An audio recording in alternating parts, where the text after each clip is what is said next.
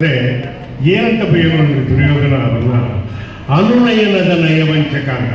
ಆದರೆ ನಾನು ಹೇಳೋ ವ್ಯಕ್ತಿ ವಂಚಕ ಅಲ್ಲ, ದೇವರೇ ಆ ಥರ ನಯವಾಗಿ ನಮ್ಮನ್ನು ಎಳೆದು ಈ ಸ್ಟೇಜ್ಗೆ ತಂದಂಥದ್ದೊಂದು ಆಕೃತಿ ಇದೆ. ಆಕಾರ ಸಣ್ಣದು ಆದರೆ ಕೀರ್ತಿ ದೊಡ್ಡದು. ಯಾರು ಅಂದರೆ ಮಹಾಶಿವೇಶ್ವರನ ಸಿ ಸೋಮಶೇಖರಪ್ಪ, ನಮ್ಮ ಅಪ್ಪ. Very good. ವೇದಿಕೆ ಮೇಲೆ ಕುಳಿತಿರುವ ಮನೆಯ ಶಾಂತಮೂಲ ಮಹಾಸ್ವಾಮಿಗಳವರ ಪಾದಾರವಿಂದಗಳಲ್ಲಿ ಭಕ್ತಿಪೂರ್ವಕವಾಗಿ ಪಡಮಟ್ಟು ಬಹಳಷ್ಟು ಜನ ಬೆಳಗ್ಗೆಯಿಂದ ಕೇಳಿ ಸಾಕಾಗಿದ್ದೀರಾ. ನಮಗೆ ಜಾಸ್ತಿ ಮಾತಾಡಲ್ಲ. ಇದಾದಮೇಲೆ ಇನ್ನೂ 4 ಕಾರ್ಯಕ್ರಮ ಇರೋದ್ರಿಂದ 2 ಮಾತಾಡೋದಕ್ಕೆ ಇಷ್ಟಪಡ್ತೀನಿ.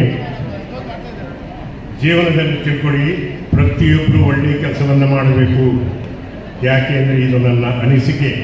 ನನ್ನ ಇಷ್ಟು ವರ್ಷದ ಜೀವಮಾನದಲ್ಲಿ ನಾನು ಏನು ಬಯಸಿರೋ, ಯಾವುದನ್ನು ಕನಸ್ಕೊಂಡಿದ್ದೋ ಅದು ಸಾಕಾರಗೊಂಡಿದ್ದು ನನಗೆ ನನ್ನ ಪೂರ್ವಜನ್ಮದ ಪುಣ್ಯ, ನನ್ನ ಹೆತ್ತ ತಂದೆ ತಾಯಿಗಳ ಮಾಡಿದ ಪುಣ್ಯದಿಂದ ನಿಮ್ಮ ಎದುರುಗಡೆ ನಾನಿವತ್ತು ಮಾತಾಡಕ್ಕೆ ನಿಂತಿದ್ದೀನಿ ಅಂತ ಹೇಳಿದಾಗ ಅಷ್ಟೇ. ನಮ್ಮ ತಾಯಿ ನಿರಕ್ಷರ ಕುಕ್ಷಿ, ನಮ್ಮ ತಂದೆನೂ ಅಷ್ಟೇ 4ನೇ ಕ್ಲಾಸ್ ಓದಿದ್ದು. ಅದಕ್ಕಿಂತ ಮುಂಚೆ ಶರಣ ಸಾಹಿತ್ಯ ಸಮ್ಮೇಳನ ಕರೆದಿದ್ದಕ್ಕೆ 2 ಮಾತು ಬಸವಣ್ಣವ್ರ ಬಗ್ಗೆ ಹೇಳಕ್ಕೆ ಇಷ್ಟಪಡ್ತೀನಿ. ನೀರನ್ನು ಕಂಡಲ್ಲಿ ಮುಳುಗುವರಯ್ಯ, ಮರವನ್ನು ಕಂಡಲ್ಲಿ ಸುತ್ತುವರಯ್ಯ. ನೀರನ್ನು ಕಂಡಲ್ಲಿ ಮುಳುಗುವರಯ್ಯ, ಮರವನ್ನು ಕಂಡಲ್ಲಿ ಸುತ್ತುವರಯ್ಯ. ಬತ್ತುವ ಜಲವ, ಒಣಗುವ ಮರವ ನೆಚ್ಚಿದವರು ನಿಮ್ಮ ಎತ್ತಬಲ್ಲರಯ್ಯ ಕೂಡಲ ಸಂಗಮ ದೇವ. ಇದು ಬಸವಣ್ಣವ್ರು ಹೇಳೋ ಮಾತು. ಯಾಕೆಂದರೆ ಬತ್ತೋಗೋ ಜಲನ, ಒಣಗೋಗೋ ಮರನ ನೆಚ್ಚಿದವರು ಕೂಡಲ ಸಂಗಮನ ಅರ್ಥಕೊಳ್ಳೋದಕ್ಕೆ ಹೆಂಗೆ ಸಾಧ್ಯ? ಅವರ ಅರ್ಥದಲ್ಲಿ ಇಷ್ಟೇ, ನೀವು ನಂಬ್ತಿರೋ ಜಗದಗಲ, ಮುಗಿಲಗಲ, ಮಿಗೆಯಗಲ ನಿಮ್ಮಗಲ, ಪಾತಾಳದಿಂದ ಅತ್ತತ್ತ ನಿಮ್ಮ ಶ್ರೀಚರಣ, ಬ್ರಹ್ಮಾಂಡದಿಂದ ಅತ್ತತ್ತ ನಿಮ್ಮ ಶ್ರೀಮಕುಟ, ಅಗಮ್ಯ ಅಗೋಚರ ಅಪ್ರತಿಮಲಿಂಗವೇ ಇಂದ್ರಿಯನ್ನು ಕರಸ್ಥಳಕ್ಕೆ ಬಂದು ಚುಳುಕಾನಿರಯ್ಯ. ನೋಡಿ, ಅದಕ್ಕಿಂತಲೂ ಇನ್ನೊಂದು ಬದುಕಿದ್ದು ಒಂದು ವಚನ ಸಾಕು. ನೆಲವೊಂದೇ ಹೊರಗೇರಿ ಶಿವಾಲಯಕ್ಕೆ, ಜಲವೊಂದೇ ಶೌಚಾಚಮನಕ್ಕೆ, ಕುಲವೊಂದೇ ತನ್ನ ತಾ ಅರಿತವಂಗಿ. ಎಷ್ಟು ಚೆನ್ನಾಗಿದೆ ಬಸವಣ್ಣವರು, ಮಹಾಮಹಿಮರು. ಏಕೆಂದರೆ ಕರ್ನಾಟಕದಲ್ಲಿ ಹುಟ್ಟಬಾರದಾಗಿತ್ತು. ಎಲ್ಲಾದ್ರೂ ಅಮೇರಿಕಾದಂಥ ದೇಶದಲ್ಲಿ ಹುಟ್ಟಿದರೆ ಅವ್ರನ್ನ ಇಂಟರ್ನ್ಯಾಷನಲ್ ಫಿಗರ್ ಮಾಡಿರ್ತಿದ್ರು. ಬಸವಣ್ಣವ್ರನ್ನ ಅರ್ಥಕೊಳ್ಳದೇ ಇರೋ ನಾವು ಒಂದಾಗಕ್ಕೆ ಹೆಂಗೆ ಸಾಧ್ಯ? ಒಂದಾಗಬೇಕು ಅನ್ನೋದೇ ನನ್ನ ಕಳಕಳಿಯ ಮನವಿ. ಯಾಕೆ ಅಂತಂದರೆ ಅನೇಕ ವಿಷಯಗಳನ್ನು ನಿಮ್ಮ ಮುಂದೆ ಹೇಳಬೇಕು. ನನಗೆ ನಮ್ಮ ಮಠ ಯಾವುದು ಅಂತ ಗೊತ್ತಿರಲಿಲ್ಲ.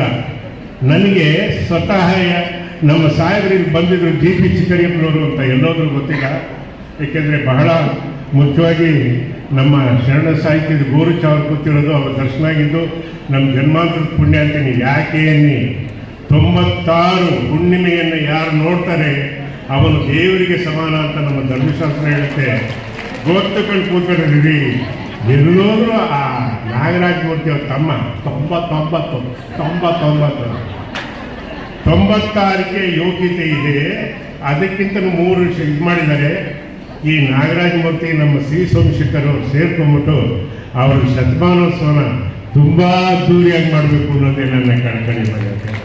ಯಾಕೆಂದರೆ ನಮ್ಮವರು ಅವರು ಅಷ್ಟು ಆರೋಗ್ಯವಂತರಾಗಿ ಇಲ್ಲಿ ಕೂತಿದ್ದಾರಲ್ಲ, ಬೆಳಗ್ಗೆಯಿಂದ ಇಲ್ಲಿ ಕೂತಿದ್ದಾರೆ. ಗೋರುಚ ಅನ್ನೋ ಮಾತು ಕೇಳಿ ನನಗೆ ತುಂಬ ಸಂತೋಷ ಆಯಿತು. ಎಲ್ಲದಕ್ಕಿಂತ ಕೊನೆಯದಾಗಿ ಒಂದು ಮಾತಾಡೋದಕ್ಕೆ ಇಷ್ಟಪಡ್ತೀನಿ. ಅನ್ನ ಹಾಕೋದಕ್ಕೆ ಎಲ್ಲರಿಗೂ ಯೋಗ್ಯತೆ ಇರಲ್ಲ. ದೇವರಲ್ಲಿ ಅನ್ನ ಹಾಕೋಕ್ಕೆ ಕೋಟಿಗಟ್ಟಲೆ ದುಡ್ಡಿದ್ರೂ ಸಹಿತ ಅದು ಉಪಯೋಗಕ್ಕೆ ಬರಲ್ಲ. ಅದಕ್ಕೆ ಬಸವಣ್ಣವರು ಒಂದು ಮಾತು ಹೇಳ್ತಾರೆ, ಪಾಪಿಯ ಧನ ಪ್ರಾಯಶ್ಚಿತ್ತ ಕಲ್ಲದೆ ಸತ್ಪಾತ್ರಂಗೆ ಸಲ್ಲದಯ್ಯ, ನಾಯಿಯ ಹಾಲು ನಾಯಿಗಲ್ಲದೆ ಪಂಚಾಮೃತಕ್ಕೆ ಸಲ್ಲದು, ಕೂಡಲ ಸಂಗನ ಶರಣರಿಗೆ ಮಾಡದ ಅರ್ಥ ವ್ಯರ್ಥ ಕಂಡಯ್ಯ ಅನ್ನೋ ಮಾತನ್ನ 840 ವರ್ಷದಿಂದ ಹೇಳಿದರು.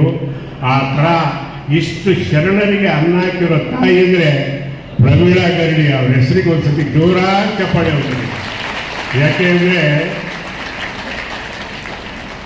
ಅಮೋಘ ವರ್ಷ ನೃಪತುಂಗನ ಕಾಲದಲ್ಲಿ ಒಂದೇ ಒಂದು ಮಾತು ಓದಿರೋದನ್ನು ನಿಮ್ಮ ಮುಂದೆ ಹೇಳಲೇಬೇಕು. ಅದನ್ನು ಹೇಳಿ ನಾನು ಭಾಷಣ ಮೊಟಕಾಗ್ತೀನಿ. ಯಾಕೆ ಅಂತಂದರೆ ಪ್ರಪಂಚದಲ್ಲಿ ವೀರತ್ವದಿಂದ ಎಲ್ಲ ಪರೀಕ್ಷೆ ಆಗುತ್ತೆ. ಕೊನೆಗೆ ಉಳಿದಿದ್ದು ವೈವ, ಕೇಳಿದ ಪ್ರಶ್ನೆ ಉತ್ತರ ಹೇಳಬೇಕು, ಹೌದು ಇಲ್ಲ, ಎರಡು ಪ್ರಶ್ನೆ ಹೇಳಬೇಕು. ಎಲ್ಲರೂ ಸೇರಿರ್ತಾರೆ. ಅಮೋಘ ವರ್ಷ ನೃಪತುಂಗನಿಗೆ ಎಲ್ಲಿಂದ ಎಲ್ಲಿವರೆಗೂ ಇತ್ತು, ಕಾವೇರಿಯಿಂದ ಗೋದಾವರಿವರೆಗಿದ್ದ ನಾಡಿದ್ದು ಕನ್ನಡವೇ ಎಂದು.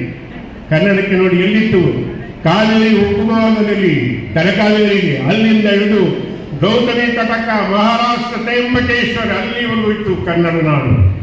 ಅವಾಗ ಅದಕ್ಕೆ ಒಬ್ಬ ದಂಡನಾಯಕನನ್ನು ಆರಿಸಬೇಕಾಗಿತ್ತು. 18 ವರ್ಷದ ಲೋಕಾದಿತ್ಯ ಅನ್ನೋನು ಬರ್ತಾನೆ. ದೊಡ್ಡ ಸಾಮ್ರಾಜ್ಯಕ್ಕೆ ಅಧಿಪತಿ ಆಗಬೇಕು ಅಂತ ಎಲ್ಲರಿಗೂ ಆಸೆ ಇರುತ್ತೆ. ಯಾಕೆಂದ್ರೆ ಕಾಲಾಳುಗಳು, ಕುದುರೆ ಆಳುಗಳು, ಮತ್ತೆ ಆಪ್ತ ಅಂಗರಕ್ಷಕರು, ಎಲ್ಲದಕ್ಕಿಂತ ಬೇಹುಗಾರರು, ಪದಾಧಿಕಾಳ ಎಲ್ಲ ಇರುತ್ತೆ. ಎಲ್ಲ ಅವನ ಕೈಲಿ ಕಮಾಂಡರ್ ಇನ್ ಚೀಫ್. ಅವನು ಮನಸ್ಸು ಮಾಡೋದು ರಾಜ ಆಗ್ಬೋದು, ಅವನು ಸರಿಯಾದವನು ಪಟ್ಟ ಕಟ್ಟಬೇಕು. ಕೊನೆಗೆ ವೈವಾದಲ್ಲಿ ಒಂದೇ ಪ್ರಶ್ನೆ ಕೇಳ್ತಾರೆ ಹೇಳಿಕೆ ಅವರಿಗೆ, ಪ್ರಪಂಚದಲ್ಲಿ ತಾಯಿ ದೊಡ್ಡದು ಅನ್ನ ದೊಡ್ಡದು ಅನ್ನೋ ಪ್ರಶ್ನೆ ಬರುತ್ತೆ. ಎಲ್ಲರೂ ಒಕ್ಕರಿನಿಂದ ಕೋರಸಲ್ಲಿ ಹೇಳ್ತಾರೆ ತಾಯಿ ದೊಡ್ಡದು, ತಾಯಿ ದೊಡ್ಡದು, ತಾಯಿಗಿಂತ ಬಿಗುಲಾದ ದೇವರಿಲ್ಲ. ಸತ್ಯವಾಗಲೂ ಹೌದು, ನಾವು ಅದನ್ನು ಒಪ್ಕೊಳ್ತೀವಿ, ಎಲ್ಲ ಮಾತಿಲ್ಲ.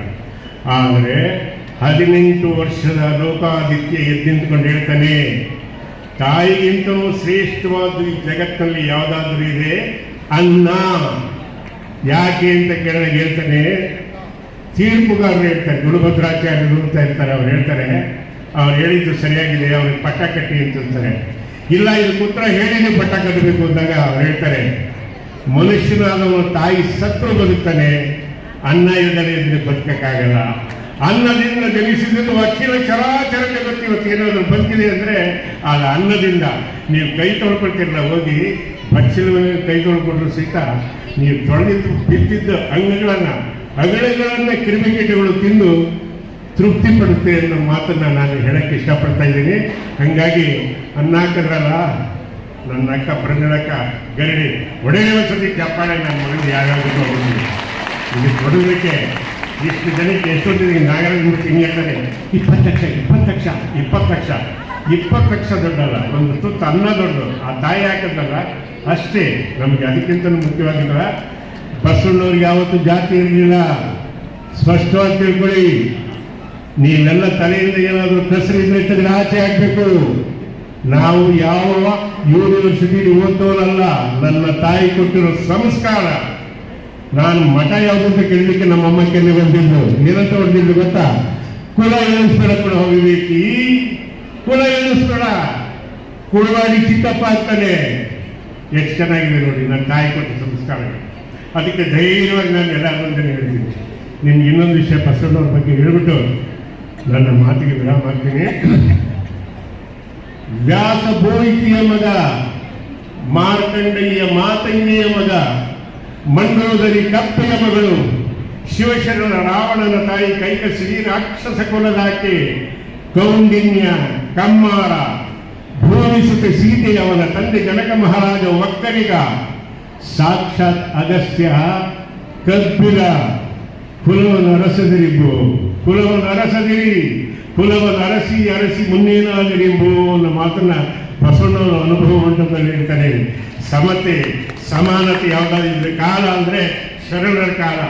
ಬಸವಣ್ಣವ್ರು ಇನ್ನೊಂದು ಒಳ್ಳೆ ಮಾತಾಡ್ತಾರೆ, ಏಕೆಂದರೆ ಎನ್ನ ಕಾಯಕವ ನಿರ್ಮಲವ ಮಾಡಿದಾತ ಮಡಿವಾಳ, ಎನ್ನಸ್ತ್ರವ ನಿರ್ಮಲವ ಮಾಡಿದಾತ ಮಡಿವಾಳ, ಎನ್ನಂತರಂಗವ ನಿರ್ಮಲವ ಮಾಡಿದಾತ ಮಡಿವಾಳ, ಎನ್ನ ನಿಮಗೆ ಯೋಗ್ಯನ ಮಾಡಿದಾತ ಮಡಿವಾಳ ಅನ್ನೋ ಮಾತನ್ನು ಹೇಳ್ತಾರೆ ಬಸವಣ್ಣ. ಏಕೆಂದರೆ ಬಸವಣ್ಣಂತ ಮಹಾನುಭಾವ ಭಾಳ ವಿರಳ. ಏಕೆಂತಂದರೆ ಅವನೇನು ಮಾಡ್ತಾನೆ, ಅಂತರ್ಜಾತಿ ವಿವಾಹಗಳನ್ನು ಯಾಕೆ ತರ್ತಾನೆ ಅಂದರೆ, ಕೆಲವರು ನಮ್ಮಲ್ಲಿ ಇವತ್ತಿಗೂ ಆ ಸಂಪ್ರದಾಯಗಳುಂಟು. ಮಗಳನ್ನ ಹೊರಗಡೆ ಕೊಟ್ಟರೆ ಎಲ್ಲೋ ಹೋಗ್ಬಿಡುತ್ತೆ ಅಂತ ಅಕ್ಕನ ಮಗಳೇ ಮದುವೆ ಆಗೋದು. ಇತ್ತೀಚೆಗೆ ಜೆನೆಟಿಕ್ ಪ್ರಾಬ್ಲಮ್ ಅಂತ ಬರ್ತಾ ಇದೆ. ಸೊಂಟದಿಂದ ಕೆಳಗಡೆ ಅಶಕ್ತರಾಗ್ತಾರೆ, ನಿಲ್ಲೋ ತಾಕತ್ತಿರಲ್ಲ. ಅದಕ್ಕೋಸ್ಕರ ಹೇಳ್ತಾ ಇದ್ದೀನಿ, ಅವತ್ತಿನ ಕಾಲಕ್ಕೆ ಅಂತರ್ಜಾತಿ ವಿವಾಹ ತಂದವರಿಗೆ ಒಳ್ಳೆಯದಾಗಲಿ ಅಂತ ಹೇಳ್ಬಿಟ್ಟು, ನನಗೆ ಅತ್ಯಂತ ಇಷ್ಟನಾದ ಒಬ್ಬ ಕವಿ ಒಂದೆರಡು ಮಾತಿದೆ, ಅದನ್ನು ಹೇಳ್ಬಿಟ್ಟು ನಾನು ಮಾತು ವಿರಣ ಆಗ್ತಾ ಇದ್ದೀನಿ. ಯಾಕೋ ಏನೋ ನಾಗರಾಜ ಮೂರ್ತಿ ಬಂದು ನಿಂತ್ಕೊಂಡು ನೀವು ನೋಡ್ತಾ ಇದ್ದೆ, ನನಗೆ ಮುಗಿಸೋಬೇಕಾ ಅರ್ಥ ಆಗುತ್ತೆ ನನಗೆ. ಯಾಕೆಂದರೆ ಇನ್ನೂ ಕೆಲವೊಂದು ವಿಷಯಗಳು ತುಂಬ ಹೇಳಿದಿತ್ತು. ನಮ್ದೆಲ್ಲ ತಪ್ಪು, ಯಾಕೆಂದರೆ ಈ ಕಾರ್ಯಕ್ರಮ ಯಾರು ಸಂಯೋಜನೆ ಮಾಡ್ತಾರಲ್ಲ, ಟೈಮ್ ಡ್ಯೂರೇಷನ್ ಎಷ್ಟಾಗುತ್ತೆ ಏನು ಅನ್ನೋದನ್ನು ನೋಡ್ಕೋಬೇಕು. ಅದಕ್ಕೋಸ್ಕರ ದಿನಕರ ದೇಸಾಯಿ ಅಂತ ಭಾಳಷ್ಟು ಜನಕ್ಕೆ ಗೊತ್ತಿರುತ್ತೆ. ಅವನೊಂದು ಮಾತಾಡ್ತಾನೆ, ನನ್ನ ದೇಹದ ಬೂದಿಯನ್ನು ಗಾಳಿಯಲ್ಲಿ ತೂರಿಬಿಡಿ, ನನ್ನ ದೇಹದ ಬೂದಿಯನ್ನು ಗಾಳಿಯಲ್ಲಿ ತೂರಿಬಿಡಿ, ಹೋಗಿ ಬೀಳಲಿ ಭತ್ತ ಬೆಳೆಯುವಲ್ಲಿ.